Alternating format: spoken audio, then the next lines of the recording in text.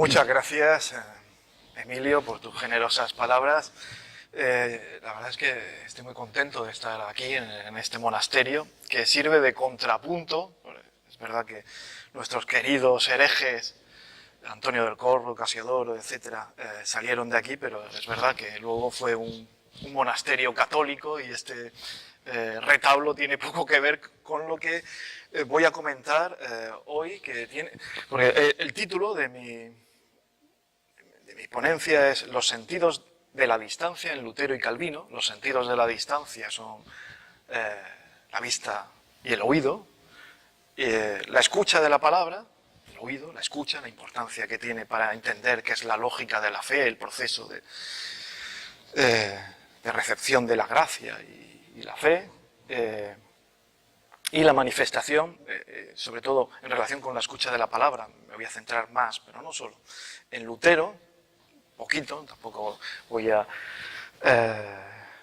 extenderme demasiado, y la manifestación visible de la gloria de Dios es más bien un tópico que se suele asociar con Calvino, no solo, pero cuando hable de la manifestación visible de la gloria de Dios, sobre todo daré la palabra o parafrasearé muchas de las cosas que comentó Calvino.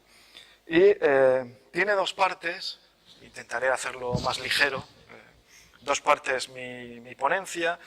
Una primera parte gira alrededor del uso metafórico de estos sentidos por parte de Lutero y Calvino. Sobre todo me iba a centrar más en Lutero, en la parte que he escrito, que no voy a leer, pero que sí, y que, bueno, si alguien tiene interés luego se lo puedo pasar.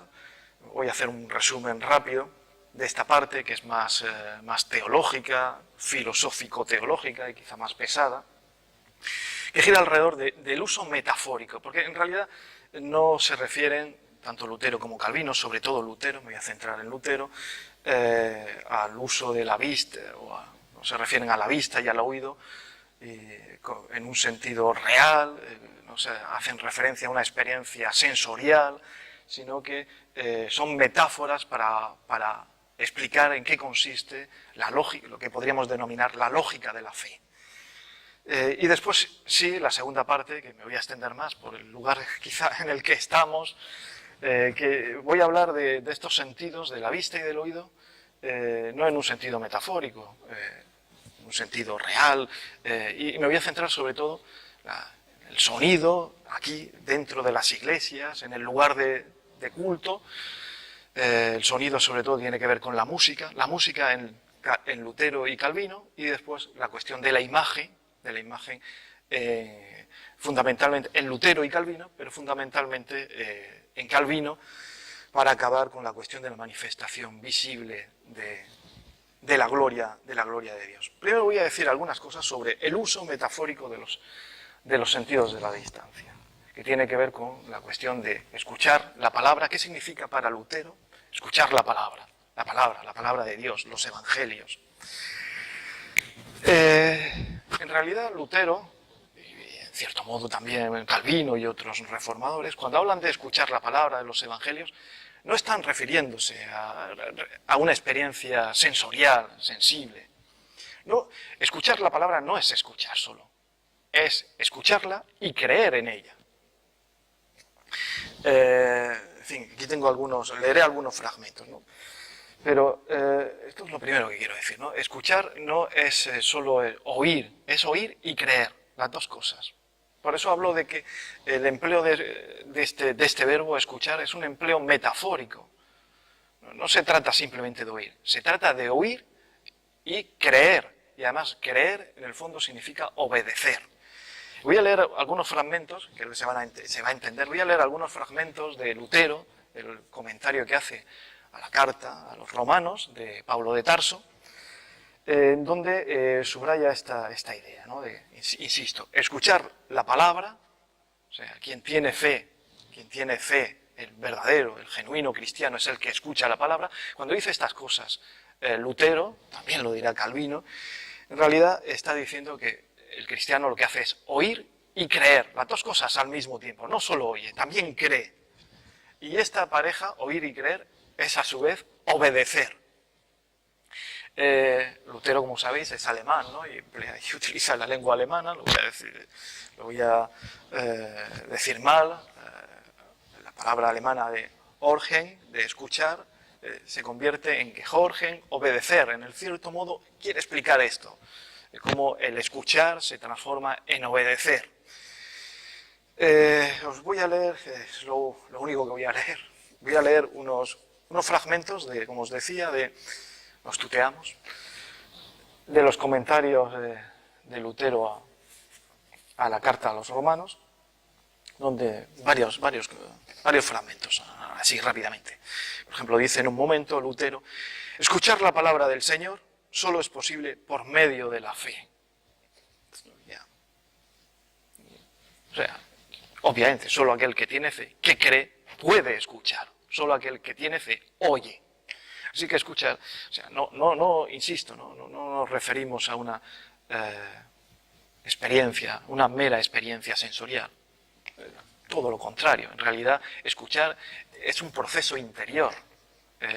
La escucha tiene que ver, en el fondo, con un repliegue, con una interiorización, con un camino, con emprender el camino hacia el interior de uno mismo.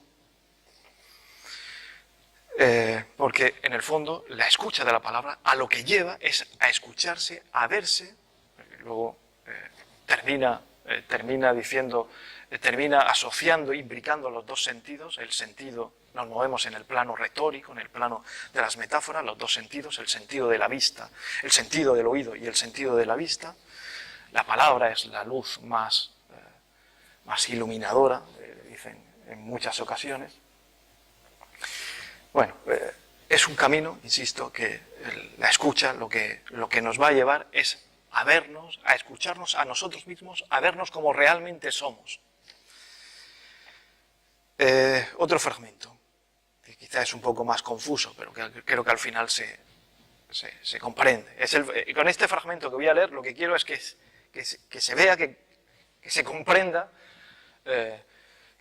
que Lutero lo que quiere decir es que oír es creer y creer es obedecer. Dice Lutero. El apóstol Pablo de Tarso, está hablando del evangelio que suena a través del mundo y que ha sido oído o es oído, de modo que el sentido es enteramente claro. 2 puntos. Señor, ¿quién ha creído a lo que ahora oímos anunciar o predicar en todo el mundo? O a lo que es oído. ¿Quién ha creído? Oír, creer. Podría haber dicho, dice un poco más adelante, podría haber dicho también, ¿quién ha creído al Evangelio? Cuando dice, ¿quién ha creído a lo que ahora oímos? Podría haber dicho al mismo tiempo, ¿quién ha creído al Evangelio? Como lo hace en su explicación. En su explicación introduce el otro verbo, que es obedecer. Porque no todos obedecen el Evangelio. Porque creer es obedecer el Evangelio.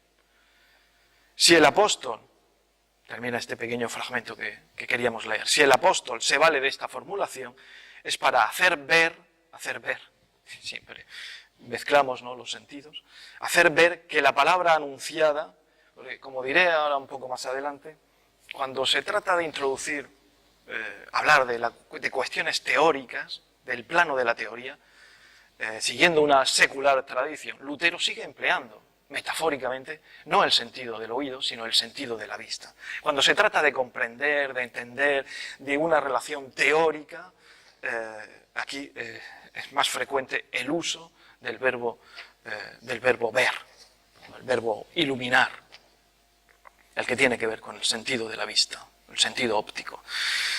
Así que si el apóstol, se vale de esta formulación, es para hacer ver que la palabra anunciada es de índole tal que nadie puede captarla, la palabra nadie puede captarla, a no ser que la reciba oyéndola y creyéndola, oyéndola y creyéndola.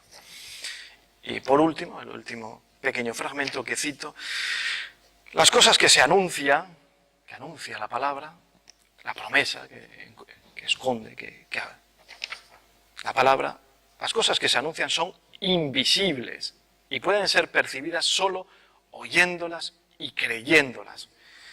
Los justos quieren oír la palabra. Los justos oyen y creen lo más sublime que hay.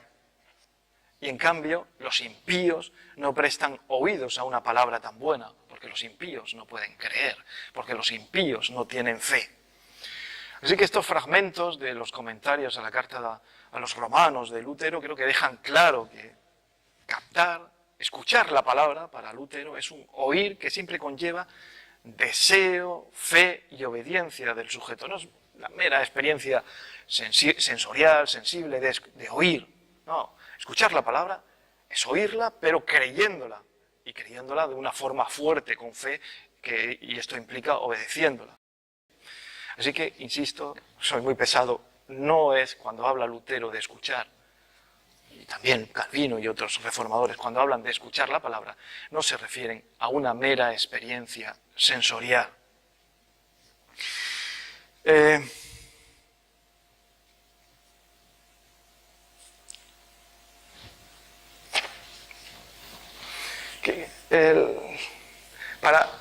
Para escuchar la palabra y creer en ella, todos los reformadores lo dicen, es necesario recibir la gracia. La fe es donada, la fe no es algo que uno pueda conseguir con sus solas fuerzas. Entonces, escuchar la palabra implica que antes tengas que recibir la gracia, que seas iluminado. O sea, cuando se trata de hacer referencia a la recepción de la gracia, entonces no se emplea el verbo escuchar, se emplea el verbo iluminar. La recepción de la gracia tiene el verbo favorito, es el de la iluminación. Iluminar implica, es una acción divina, pero que implica que también el sujeto, el cristiano iluminado, vea, después de recibir esa iluminación, de recibir la donación de la gracia. Para referirse a la donación de la gracia emplea metafóricamente el verbo iluminar, porque igual que vemos, gracias a que algo que está fuera de nosotros, que es el sol, ilumina las cosas, pues vemos nuestro interior, nos vemos a nosotros mismos, porque Dios, que es también algo que está fuera de nosotros no somos Dios, nos ilumina, nos concede la gracia, que nos permite ver con sus ojos. Ver con sus ojos, esto lo dice Lutero, así con estas palabras, ver con los ojos de Dios. El hombre iluminado ve con los ojos de Dios, pero el hombre no es Dios. Ver con los ojos de Dios significa que por fin podemos ver nuestro interior. Es una visión de nuevo, ¿no? Todo esto forma parte del orden retórico, metafórico, porque no sirve para ver lo que está fuera, sino sirve para ver lo que está más dentro, vernos a nosotros mismos. Y nos vemos de una manera, simultáneamente nos vemos de dos formas. Pero este es el misterio de la Reforma y es el misterio del cristianismo, de estos reformadores que consideran que es el auténtico cristianismo, el cristianismo de Pablo de Tarso. Nos vemos al mismo tiempo como feos, como imperfectos ante la ley, como nos vemos como incapaces por naturaleza. Nuestra naturaleza es imperfecta y si nos observamos como dejados de la mano de Dios, inevitablemente somos feos, imperfectos, pero al mismo tiempo, simultáneamente, y esta es una de las claves de la Reforma, ¿no? la simultaneidad, al mismo tiempo nos vemos de una forma esperanzadora, porque al mismo tiempo creemos, escuchamos la palabra y sabemos que tal como nos vemos ahora mismo no es lo importante es el devenir, es el futuro, el que podemos llegar a disfrutar de los bienes escatológicos. Emplea estos dos sentidos constantemente. Escuchar para referirnos a este repliegue interior y ver, iluminar, para referirnos a la donación de la gracia que luego nos va a permitir contemplarnos, vernos con los ojos de Dios y de esta manera simultáneamente vernos perdidos ante la ley, y salvados en la fe. La clave es la preposición ante la ley o en la fe. Ante la ley, es decir, de tal manera como la ley, ¿no?, es un precepto que nosotros no hemos creado, que viene de fuera, externo al ser humano. El hombre por sí solo no puede obedecer, necesita de esa fe interior que encuentra uno dentro de sí mismo cuando es iluminado para que surja la esperanza. Tengo también aquí algún fragmento en Comentarios a Romanos. Denuncia Lutero, vuelvo al comentario, a la carta a los romanos de Lutero, denuncia el esfuerzo absurdo de aquellos que, abro comillas, se afanan por oír y contemplar el increado verbo, mismo, cuando aún los ojos de su corazón no han sido justificados y purificados previamente por el verbo hecho carne. Bueno, de nuevo, insisto, ¿no?, utiliza aquí en un sentido metafórico, el sentido de la vista, los ojos del corazón. Justificados y purificados son los ojos, son los ojos iluminados con la gracia, los ojos de la fe, dicen los reformadores en otras ocasiones. Ojos iluminados por la gracia, que permiten escuchar el verbo.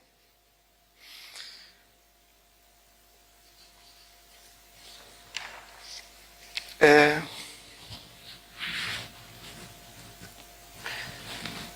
fin, tenía aquí una serie que voy a saltar, de una serie de citas muy interesantes, que las veo aquí y estoy tentado a leerlas porque son muy interesantes.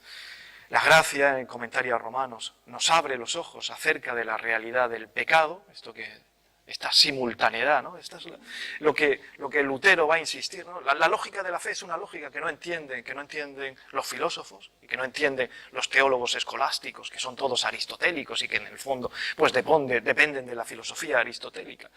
Porque o se es pecador o no se es pecador.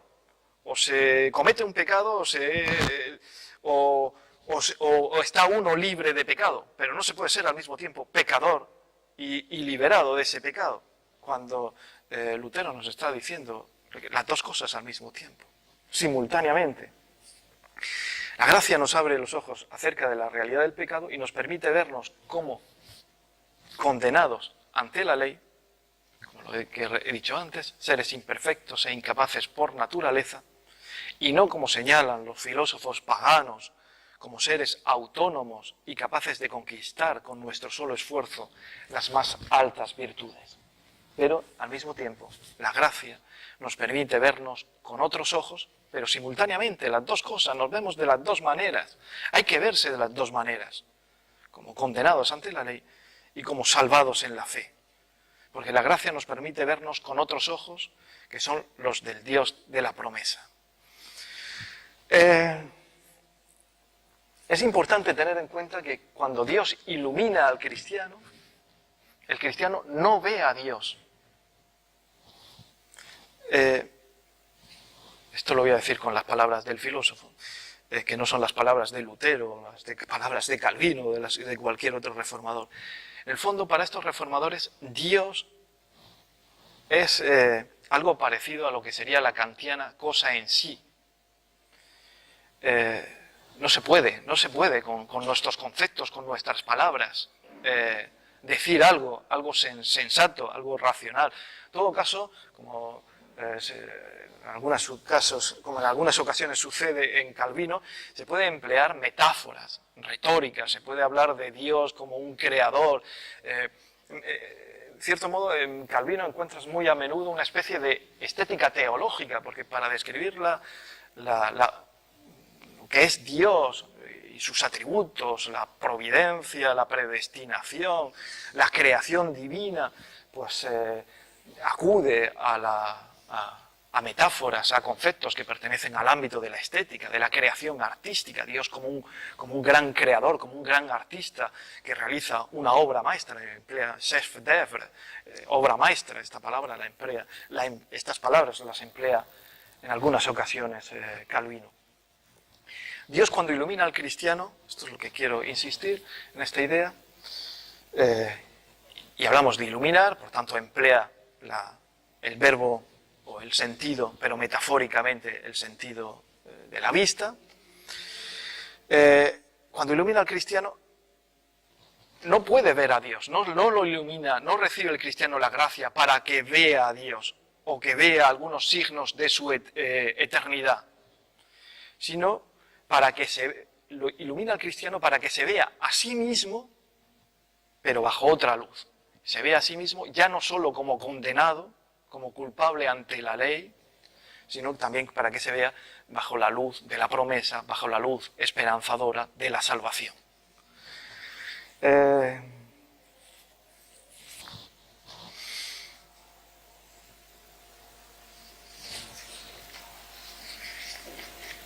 Me voy a saltar, voy a empezar ya casi con la otra parte de la parte dedicada al uso no metafórico de los sentidos, del sentido de la vista y del sentido del oído en Lutero y Calvino fundamentalmente, pero antes quisiera decir alguna cosa más.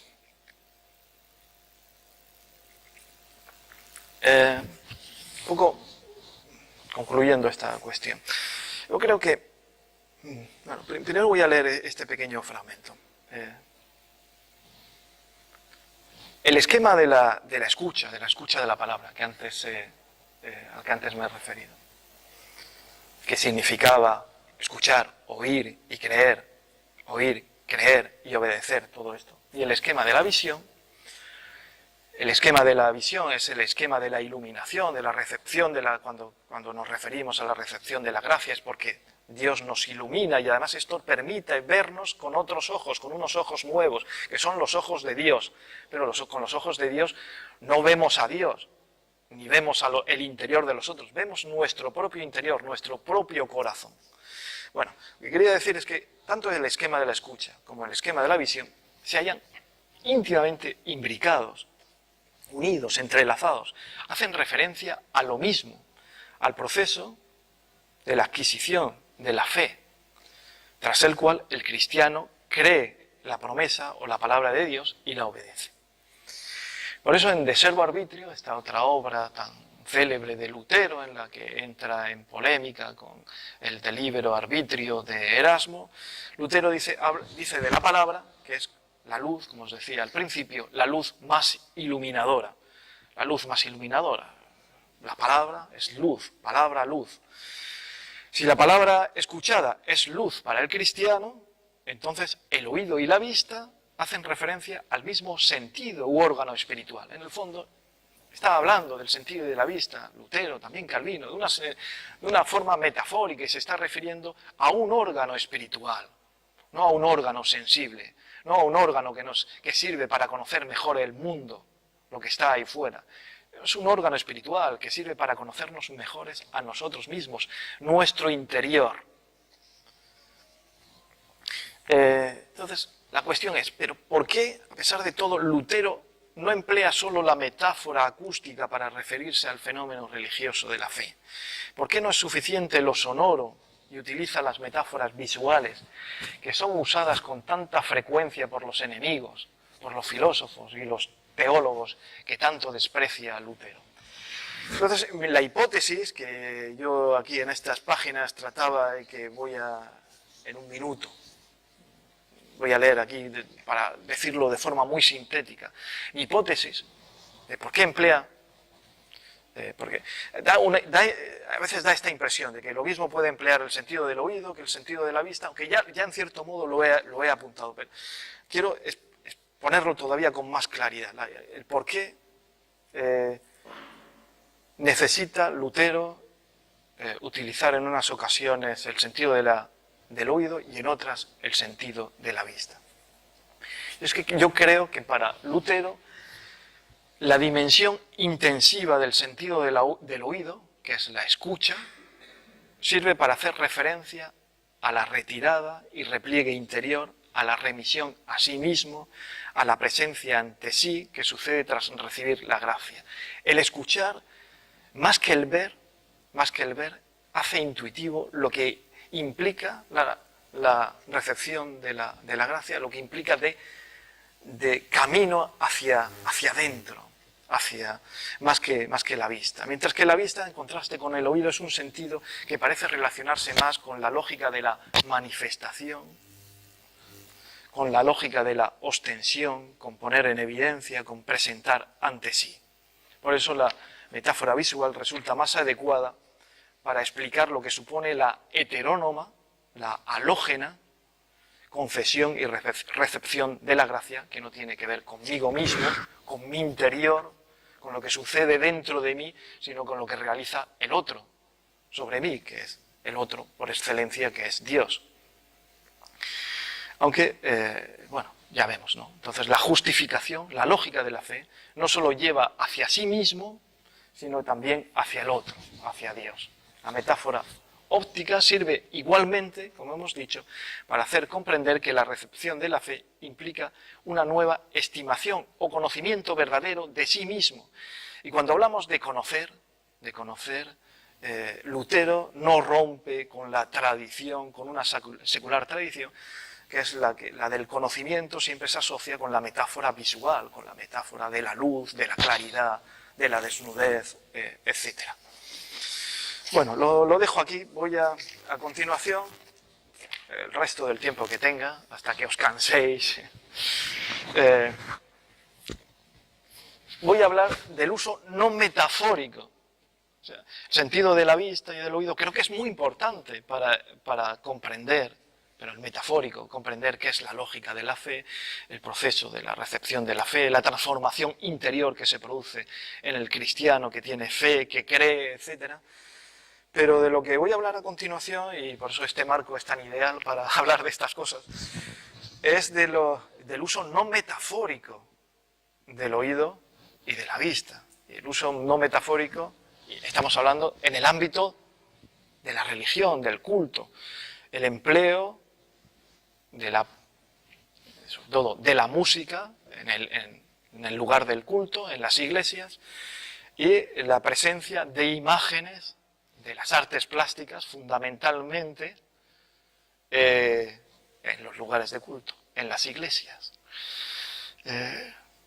Lo primero que, claro, que se nos viene a la cabeza es, ¿por qué esta mayor dificultad para aceptar la presencia de las imágenes en los lugares de culto que la música? Porque, en fin, no es difícil, ¿no? No es difícil comprenderlo, porque generalmente la música sobre la que piensan los Lutero y Calvino, a los que ahora me voy a referir, es el canto, y es una música cantada, que es una música que es una oración. Se está cantando salmos, los 10 mandamientos, se está cantando la palabra divina, la palabra evangélica, mientras que la imagen, la música acompaña a la palabra, mientras que la imagen es la sustitución de la palabra, está en el lugar de la palabra. Y esto ya es más complicado, más difícil de aceptar para Calvino que para Lutero, desde luego. Bueno, primero voy a decir algunas cosas sobre la música. Y es bien conocido, ¿no?, la importancia que tiene para Lutero la música, y por eso no me voy a extender. En fin, Lutero era intérprete, era compositor, compuso algunos cantos. Lutero escribe sobre los grandes beneficios de la música, y todos sabemos, ¿no?, que la importancia que tiene ya no solo para Lutero, para la tradición luterana y para la iglesia luterana. Y el artista más, a mi juicio, más importante del luteranismo, obviamente, es Bach, ¿no?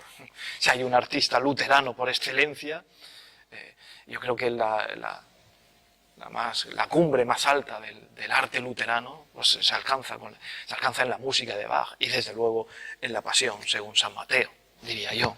Yo creo que sí.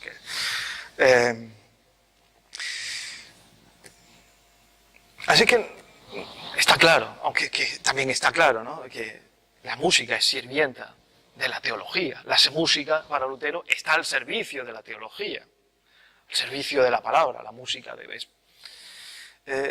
Así que no me voy a extender, como no tengo mucho tiempo, creo que merece la pena que diga algunas cosas sobre el pensamiento de Calvino, acerca de lo que piensa Calvino acerca de la música, que es menos conocido.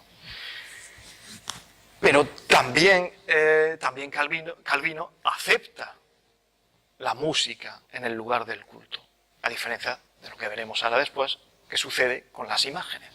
También para Calvino es aceptable que en el lugar de culto se cante. Claro, insistimos, se canta la palabra de Dios. Y Calvino insiste mucho en la idea de que en realidad el canto, la música sacra, la única música sacra que él acepta que se interprete en las asambleas, es una oración. Él considera que hay dos tipos de oraciones: oraciones que se formulan con la simple palabra y oraciones en las que la palabra va acompañada de música. Por ejemplo, cito de su obra cumbre, de la institución de la religión cristiana, en su última edición, ya el momento final de su trayectoria, dice que, donde indica esto, que el canto es una oración. La música tiene una virtud secreta y casi increíble para emocionar los corazones. O sea, no desprecia.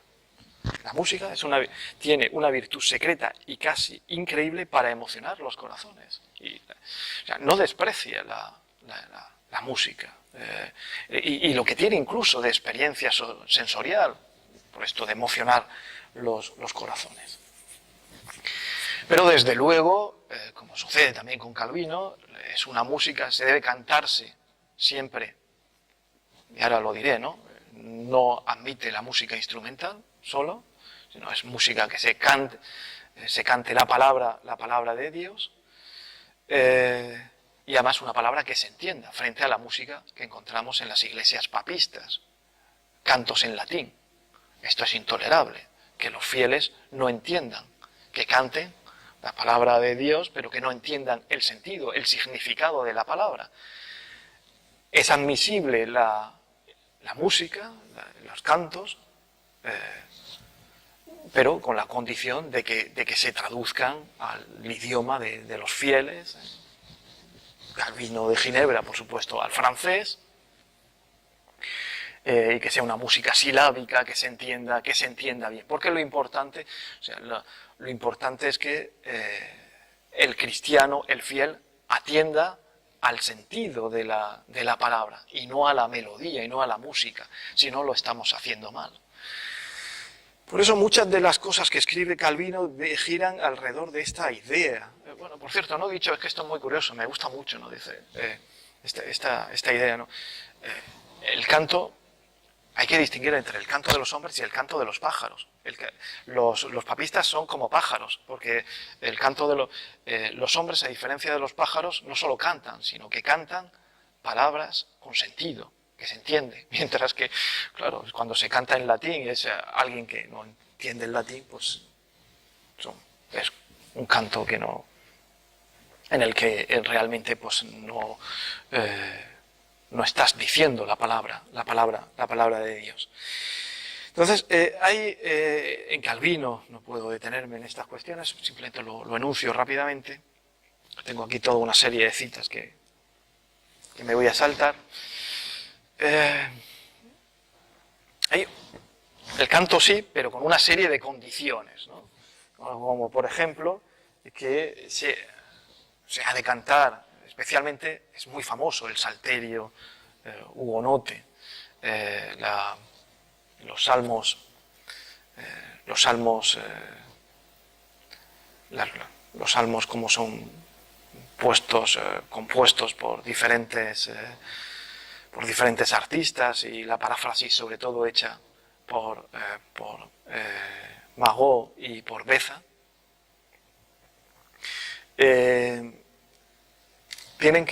obviamente se tienen que parafrasear, porque se tienen que convertir en canto, se tienen que, no puede ser la palabra tal cual como aparece en la Biblia, se les tiene que dar forma para que se puedan cantar, o sea, pero que sean unas paráfrasis de los salmos, por ejemplo, de los salmos o de los mandamientos, que sean lo más rigurosas posibles. Pero en cualquier caso es necesario hacer una paráfrasis, elaborar un poema.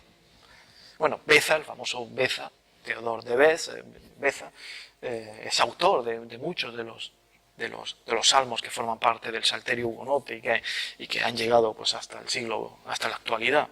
Todavía creo que siguen siendo cantados. Las melodías igualmente deben ser melodías adecuadas al fin último, que es este, ¿no? Que el fin último es que no es un fin, no es la diversión, es un fin, es el fin de escuchar la palabra de Dios en el lugar de culto. Y desde luego no. El problema es cuando se pasa del culto al concierto. Eso creo que es intentando comprender, ¿no?, desde el presente a Calvino, yo diría que en el fondo las advertencias que él hace en relación con la música siempre tienen como finalidad evitar que el culto, que ese canto, que es una oración, insisto mucho en esta cuestión, que es el canto es una oración, por tanto, es un canto dedicado al culto, se convierta en un concierto. Entonces, para evitar esto, pues implica paráfrasis que sean correctas, melodías que estén al servicio de este fin, de que lo importante sea la palabra de Dios. Por ejemplo, esto leo también un fragmento que está en la Institución de la Religión Cristiana, en el tercer libro, capítulo 20, dice Calvino: por tanto, usado con moderación tiene que ver con todas estas advertencias que estamos haciendo, no hay duda que el canto es una institución muy útil y santa, y al contrario, todos los cantos y melodías compuestos únicamente para deleitar en el interior de las iglesias, para deleitar el oído, como son los madrigales, las canciones, contrapuntos, etcétera, toda la música a cuatro voces, la música polifónica, toda la música a cuatro voces, de que están llenos hoy los templos papistas, los que llaman los papistas oficios divinos. De ningún modo todo eso conviene a la majestad de la Iglesia, y no se puede cantar en ella sin que se disguste a Dios sobremanera.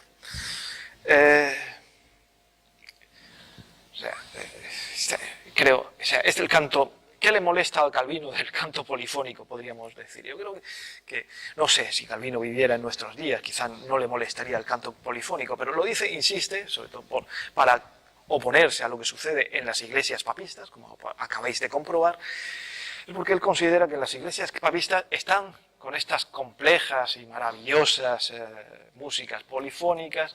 El fiel está más atento a la música, a la melodía, y termina convirtiendo el culto en un concierto, que más atento que a la oración, que a rendir culto a la divinidad, que al servicio religioso. Por eso es importante estas advertencias de orden estético. También insiste mucho, ¿no?, que sean cantos que respeten, que sean majestuosos, graves, que contrasten con los cantos que se produce, con la música no sacra. Por supuesto, Calvino también admite la música no sacra, pero fuera del lugar de culto, no en el interior de la iglesia. Y también tampoco admite la música instrumental dentro de la Iglesia. Aunque, en fin, aquí tengo apuntado varios sermones en los que reconoce que, por ejemplo, un sermón sobre Job 21, 11, 12, donde habla de los instrumentos de música y habla de que en la Biblia se cita la flauta, el arpa y otros instrumentos como, dice en francés, choses bonnes de l'air nature, cosas buenas por naturaleza. Pero, de nuevo, él considera que es mejor que no estén dentro de la iglesia, dentro del lugar de culto, para no convertirla en una sala de concierto, podríamos decirlo con palabras quizá anacrónicas. En cualquier caso, si comparamos estas advertencias, esta circunspección extrema quizá de Calvino en relación con la música, si la comparamos con Lutero, desde luego Lutero no es tan exigente como Calvino. Y con la imagen, ya pasamos a la cuestión de la imagen, que va a ser la última parte, con la imagen todavía más. O sea, la diferencia en relación con la imagen, en relación con el sentido de la vista, en un sentido no metafórico ahora, la diferencia entre Lutero y Calvino, aquí, en el fondo, no hay tanta diferencia, creo yo, entre Lutero y Calvino en relación con la música. Que la hay, ¿no? Pero donde hay radicalmente diferencias en relación con la imagen. Porque finalmente, aunque va cambiando a lo largo de su vida Lutero, finalmente Lutero acepta las imágenes religiosas. Si no son objeto, por supuesto, de un culto idólatra, faltaría más, ¿no? Pero inicialmente, es verdad que inicialmente tenía una posición, hasta 1523 podríamos decir, es decir, hasta la guerra de los campesinos, que yo creo que en Lutero tiene lugar, no sé cómo llamarle, sino una involución o una evolución hacia como más conservadora, conservadora en el sentido que se aparta menos de Roma o que se acerca más a lo que sería el culto romano. Hasta 1523, en cierto modo, la cuestión de las imágenes es una cuestión adiáfora, una cuestión indiferente. Se puede hacer uso o no de imágenes en el interior de las iglesias, pero bueno, obviamente si se hace uso, si se introducen las imágenes en las iglesias, pues debe hacerse de una forma no idólatra, obviamente. Pero sobre todo yo creo que a partir de 1523 y especialmente de 1525 descubre las virtudes positivas de las imágenes y va a empezar a insistir en las virtudes positivas que tienen las imágenes. Las imágenes que sirven para enseñar, virtudes positivas porque son virtudes pedagógicas. Las imágenes sirven para ilustrar, sobre todo a los jóvenes y a los ignorantes. Esto es una tradición muy antigua, medieval, ¿no? Las imágenes como el libro de los ignorantes. Bueno, una frase que encontramos en Lutero muy a menudo es: las imágenes son una predicación a través de los ojos. Las imágenes son una predicación a través de los ojos. Porque insiste, porque él confía en ese carácter didáctico, pedagógico que tienen las imágenes. Lutero, en el fondo, Lutero finalmente minimiza la prohibición que contiene las imágenes, el decálogo, la prohibición de las imágenes que contiene el decálogo.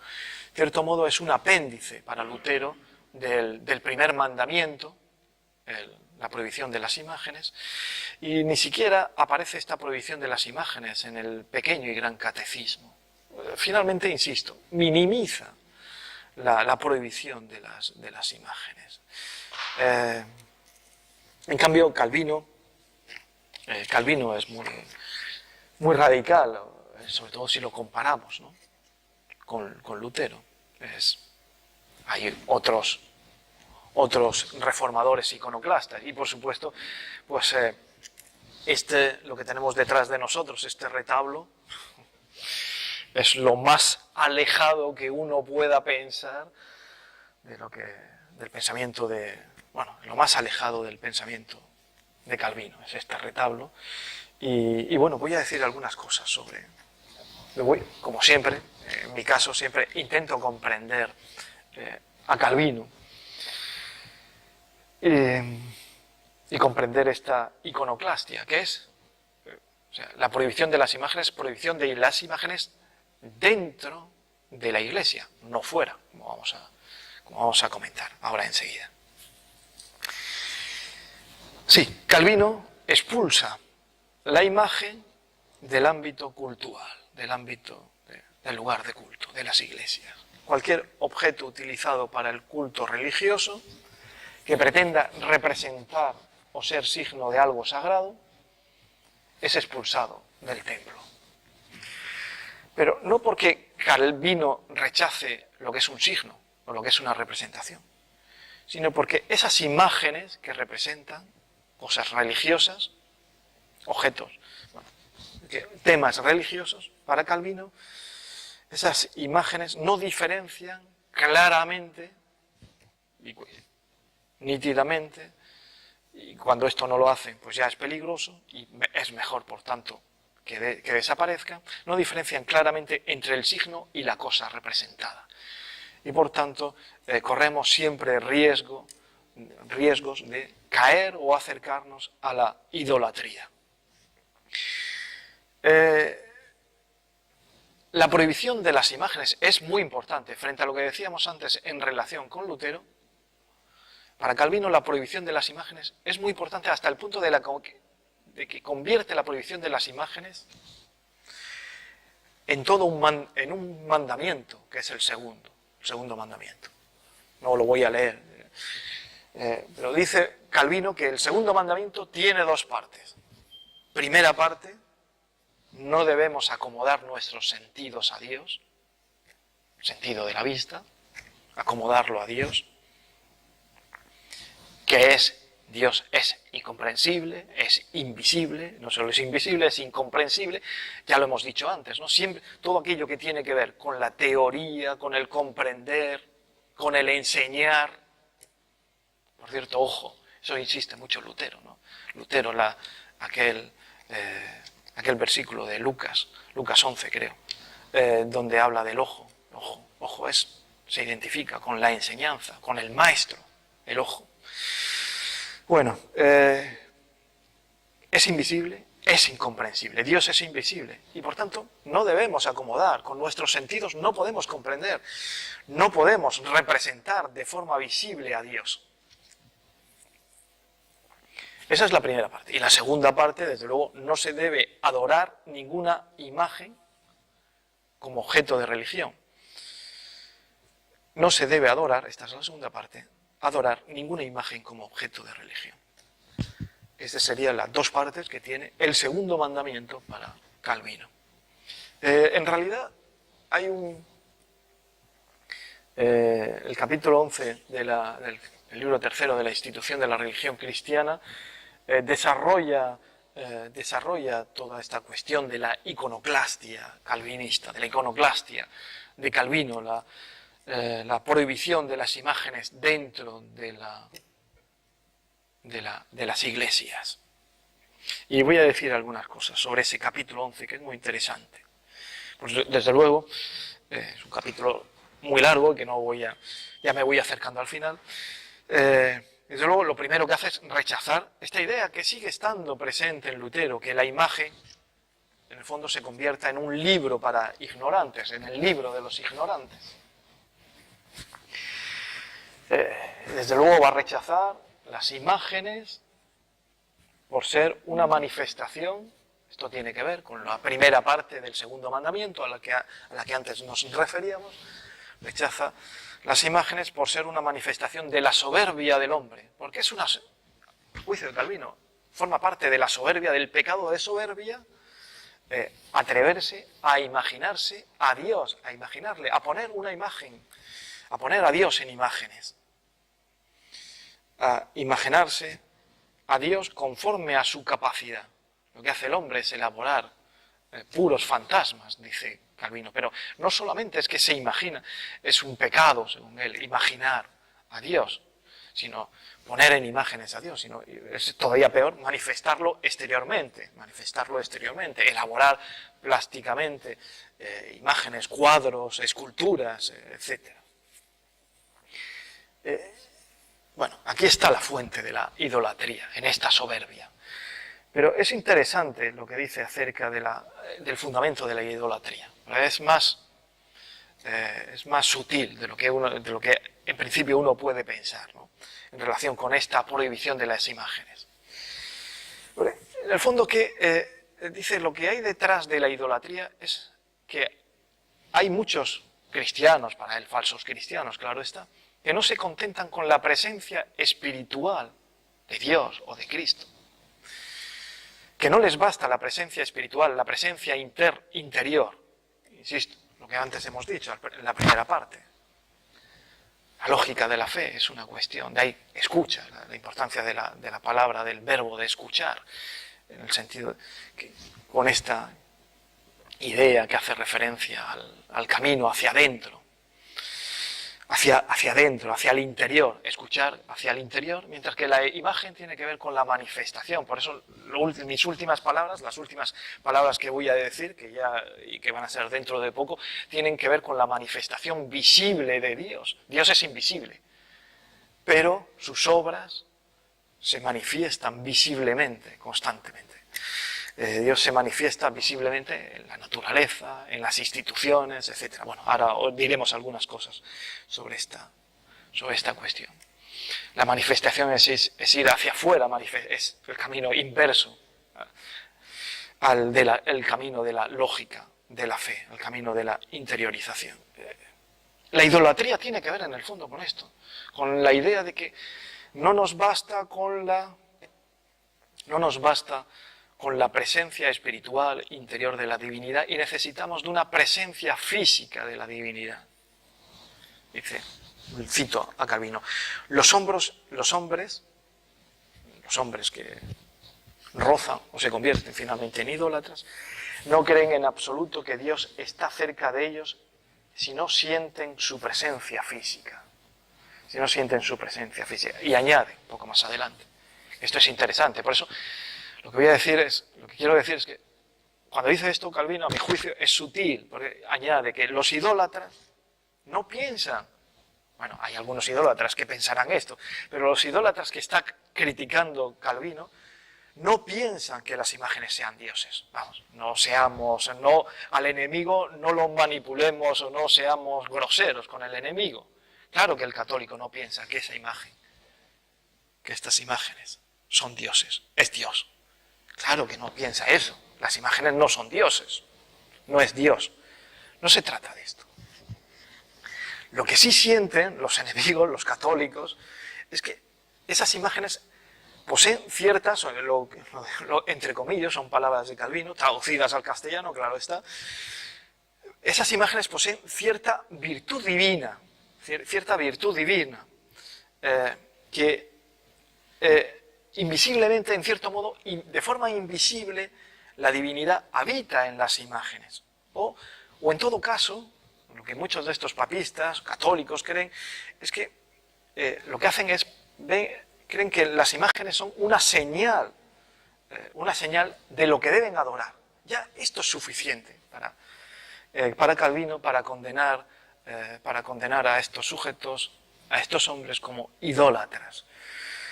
Porque cometen, dice Calvino, el pecado de no contentarse, ya lo hemos dicho, son palabras de Calvino, traducidas, cometen el pecado de no contentarse con conocer a Dios espiritualmente. Y quieren tener un conocimiento más familiar mediante imágenes visibles. Este es el gran... He tratado de ser, creo, ¿no?, lo más fiel posible a Calvino, entender a Calvino. ¿Por qué Calvino condena de esta forma tan radical las imágenes? Porque tiene miedo de caer en la idolatría, porque considera que lo más importante, que la clave de la reforma, es la sola fides, la fe, y la fe es un fenómeno interior. Y estamos corrompiendo este fenómeno interior de la fe con este culto a las imágenes. Pero desde luego, y en este mismo capítulo, Calvino añade, por supuesto, entiéndaseme, no estoy diciendo que no admite las imágenes cuando no estén destinadas al culto, que no admite, o sea, lo dice así con estas palabras, las artes de esculpir y pintar son dones de Dios. Las artes de esculpir y pintar son dones de Dios. Ahora bien, un uso puro y legítimo de estas artes implica que no se represente a Dios, que no es visible. Porque cuando se representa a Dios se está menoscabando su gloria. Ya estamos llegando al final, ¿no? Al motivo fundamental, este topos fundamental en Calvino, que es la gloria de Dios. Entonces, y añade Calvino, solo se puede pintar o esculpir, representar imágenes de aquellas... Es curioso esto que dice, claro, hoy es un autor del siglo XVI, hoy no sé qué diría, pero es curioso esto. Solo se puede pintar o esculpir imágenes de aquellas cosas que se pueden ver con los ojos. Solo se puede esculpir y pintar aquellas cosas que se pueden ver con los ojos. Es un pensamiento realista. Es una teoría, en cierto modo podríamos decir, realista de las artes plásticas. Lo que vemos se puede representar. Y dice más, ¿no? Entonces, ¿qué son esas cosas que se pueden pintar o esculpir? Sobre todo aprecia como dos grandes temas. Historias o cosas que han sucedido, o que vemos, o que han visto, ¿no? O sea, no solamente hay que entenderlo en un sentido amplio, no solo lo que vemos ahora en el presente, también lo que se ha visto en el pasado. Él considera que es legítimo representar historias, sucesos históricos, acontecimientos históricos. ¿Y por qué se representan historias o cosas que han pasado? Sobre todo para él tiene una virtud o tiene una finalidad pedagógica. Se representan historias para enseñar. Para enseñar. La enseñanza es fundamental. Pero no solamente se representan historias o cosas que han acontecido. También se representan, dice, y esto es legítimo, personas, se puede representar, pintar personas, pintar o esculpir, personas, animales, ciudades, regiones, etc. ¿Y cuál es la finalidad de representar todas estas cosas? Bueno, pues no es enseñar, no tiene una finalidad pedagógica. En el fondo esto es un honesto divertimento, un pasatiempo, una actividad placentera, legítima. El problema es que casi todas las imágenes que encontramos en las iglesias papistas, o muchas de ellas, son de este tipo, son historias de este tipo, historias, sucesos históricos, o imágenes de personas que han donado a la iglesia, o esculturas de santos, de personas que los papistas consideran que son santos, o que han donado, o reyes, o aristócratas. Estas imágenes son legítimas fuera del templo, pero no dentro del templo. Lo dice así, tal cual, Calvino. En los templos solo debe admitirse, palabras de Calvino, las imágenes que Dios ha consagrado con su palabra. Vamos a ver, antes he dicho, para Calvino está prohibida todas las imágenes, expulsa las imágenes de las iglesias. Y ahora estoy diciendo, solo debe admitirse las imágenes que Dios ha consagrado con su palabra. Porque cuando emplea aquí la palabra imagen, la emplea en otro sentido. Es que emplea el término imagen con sentidos muy diversos. Aquí, imagen equivale, las imágenes que Dios ha consagrado con su palabra son los sacramentos. El bautismo y la Eucaristía. Esas son también imágenes, y son las únicas imágenes que Dios ha consagrado con su palabra. Por cierto, sí, no lo he podido decir en la primera parte. Cuando habla de los sacramentos, siempre, Calvino, cuando habla, quizá con más intensidad que Lutero, de los sacramentos, siempre emplea... Porque los sacramentos tienen un carácter fundamentalmente pedagógico, siempre emplea el verbo ver. más que el verbo escuchar. Y ya termino. Veo que llevo 1 hora y estarán muy cansados. Termino.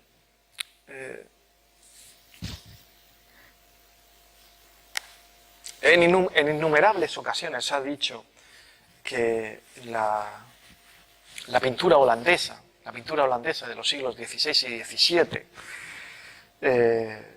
en gran medida parece regirse por este programa calvinista, que podríamos decir, por estas pocas cosas que he dicho, que piensa Calvino acerca de las imágenes, del sentido de la vista, no en un sentido metafórico, como es en el sentido al que nos referimos como el bautismo y la Eucaristía como imágenes. Porque da la impresión cuando vemos esta gran pintura holandesa de los siglos XVI y XVII que el arte encuentra su asiento en el ornamento, en la ilustración, en esto que acabamos de comentar, el honesto divertimento, pero es expulsado, ¿sí? En la Holanda calvinista es expulsado el arte de los templos. Bien, sobre esto quiero decir algo. Y sobre todo, en cierto modo, respondiendo, no tengo tiempo, obviamente, respondiendo al capítulo que le dedica en la estética Hegel a la pintura holandesa. He dicho que para Calvino solo se puede representar legítimamente, representar plásticamente, de forma legítima, lo que se puede ver con los ojos. Pero para Calvino también añade en otros fragmentos lo que se puede ver con los ojos, lo que vemos con los ojos, casi siempre, en muchas ocasiones, es una manifestación de la gloria de Dios. Entonces, la impresión, que creo que es la impresión que tiene el propio Hegel cuando analiza la pintura holandesa en su estética, la impresión que tienen muchos espectadores, y esto no sería contradictorio con el pensamiento de Calvino, es que, en el fondo, esa pintura sea una pintura, tenga mucho de pintura religiosa, indirectamente, entre comillas, tenga algo de pintura religiosa en la medida de que para muchos, y muchos lo vieron ya en su momento, es una manifestación de la gloria de Dios. Y termino con esta cuestión de la manifestación de la gloria de Dios. Dios es invisible, Dios no se puede representar, esto es una idolatría, pero sin embargo su gloria es visible, su gloria es visible. Insiste Calvino constantemente en la idea de que el hombre debe ver en la belleza y el orden del mundo, una manifestación visible de la gloria de Dios. Con nuestros ojos, con los ojos corporales, vemos signos de la gloria de Dios. Dios, palabras de Calvino, ha grabado en cada una de sus obras signos de su majestad. En todo el mundo reluce algún destello de la gloria de Dios. Incluso, lo tenía por aquí, la gloria está asociada al sentido de la vista. Gloria y vista son, gloria y visión, gloria e imagen, son dos conceptos que están íntimamente unidos, como el propio Lutero, a ver si lo encuentro, solo leo este pequeñísimo fragmento, el propio Lutero, en la carta, una vez más, en el comentario a la carta de los romanos, dice sobre qué es la gloria. ¿Qué es la gloria? La gloria irradia de una persona hacia otra, frente al escuchar que aludía, con el que aludíamos al proceso, al repliegue, a ir hacia adentro, al camino hacia lo interior. La gloria, dice Lutero, irradia de una persona hacia otra, fluye de dentro hacia afuera. Fluye de dentro hacia afuera. Lo característico, pues, de la gloria es el salir. Y en otro fragmento, también del mismo comentario, pues en esto consiste la gloria de algún bien que hay dentro de una persona, y obviamente también de Dios, que ese bien trascienda hacia afuera y sea derramado sobre otros. Hablar de la gloria de Dios implica necesariamente hablar de esto, de hacer visible, hablar del Dios que se hace visible, que fluye hacia afuera, se hace visible en en la naturaleza, que se hace visible en las instituciones. Por ejemplo, el hecho de que todos, elegidos y no elegidos, incluidos los réprobos, porque esto es algo que, la cuestión misteriosa de la predestinación, el hombre nunca, con su limitada capacidad, nunca podrá llegar a comprender ni saber. No todos se van a salvar, pero que el hecho de que todos dentro de la institución, visible en la Iglesia, cumplan la ley, esto es un signo de la gloria de Dios. O sea, hablar de la gloria de Dios, esto quiero poner mucho, quiero acentuar esta idea y con esto termino, es moverse en el ámbito de la apariencia. Hablar de la gloria de Dios no es hablar de la lógica de la fe, que es un proceso de interiorización, que es un proceso interior. Hablar de la gloria de Dios es hablar del mundo, de lo exterior, del mundo, de las instituciones, de la institución eclesiástica, pero también de las instituciones políticas, como espejo de la divinidad, como espejo de su gloria. Y esto es un espejo, pero esto es ajeno a la salvación, a la justificación. Es otra cosa, es otra cosa. Yo creo que el motivo de la gloria de Dios compensa, en algunas ocasiones, y eso está en Calvino y no en Lutero, compensa los excesos de interiorización que encontramos en el otro gran reformador que es Lutero.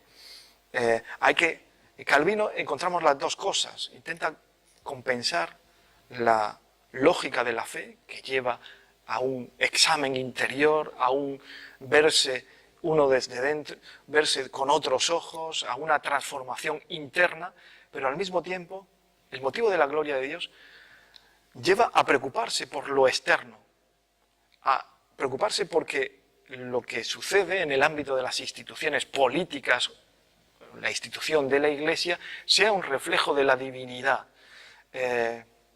Dios está presente en todas las instituciones, son una manifestación de su gloria. Bien, veo, ya debéis estar, perdón por haber abusado del tiempo, puntos suspensivos, lo dejo aquí, creo que ya, en cierto modo, he hecho un pequeño repaso de lo que creo que en el fondo significa la Reforma, desde este punto de vista, que son los sentidos de la distancia. Yo le llamo los sentidos de la distancia porque hay un filósofo que es Blumenberg que distingue entre sentidos de la distancia y sentidos de la proximidad. Sentidos de la distancia, los sentidos que en el fondo son los más elevados, son el oído y la vista frente a los otros sentidos incluso esto lo formula en un libro, un filósofo que se llama, insisto, Blumenberg, en un libro que es de una antropología, un libro en el que explica la antropogénesis, que se llama Descripción del ser humano.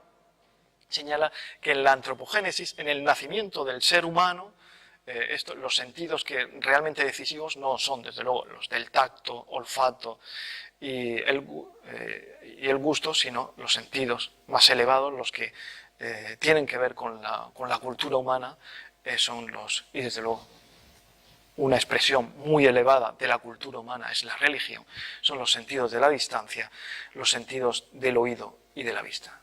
Muchas gracias.